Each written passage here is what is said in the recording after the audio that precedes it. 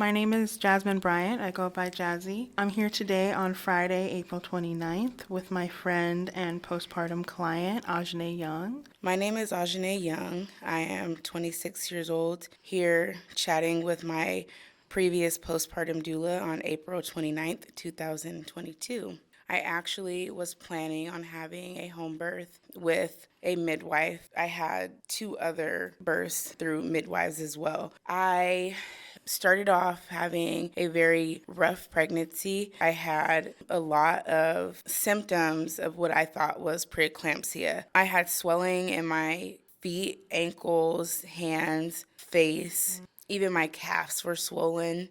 I was having really bad migraines. So I was like seeing double vision. I know I did a lot of late night Google searching and was like, this is preeclampsia. My midwife reassured me that it was probably nothing, that it was too early in my pregnancy for me to have such symptoms leading to preeclampsia. When my blood pressure raised very high and I was very swollen, they invited me to come in. They ended up keeping me. During that visit, they also found out that Josiah had stopped growing and he was now in the first percentile, and the placenta was not working at 100%. They pretty much reassured me that they were going to do everything that they could to keep baby inside. Even though the placenta wasn't working at 100%, he was still getting some nutrients. So it was still some benefit for him staying inside, which I doubted. They did labs when I got there. They ended up saying this is not preeclampsia. So this is not an emergency situation where we need to take baby out. I ended up connecting with midwives locally and out of state.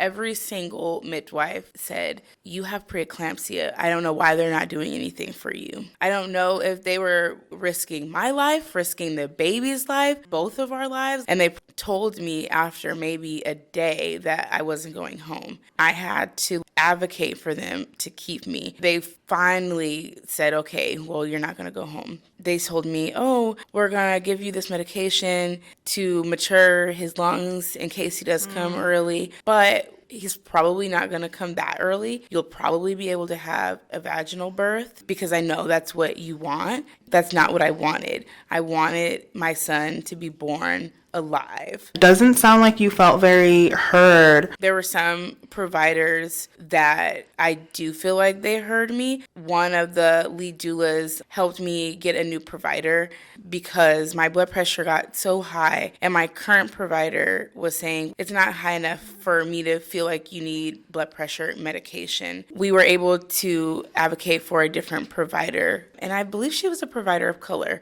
And she came in, introduced herself, and immediately started me on blood pressure medication. My blood pressure still continued to go up. I told them several times that I was a doula. It didn't elevate my care. I feel like they started to get smarter, quote unquote smarter. They started not telling me things and withholding information so that I didn't interpret it the way that it should have been interpreted. He was born with heart defects, and they made me feel bad. It's like, well, how could you have 2 healthy boys vaginally, no pain meds, to this? Oh, it must be the fact that they don't have the same father.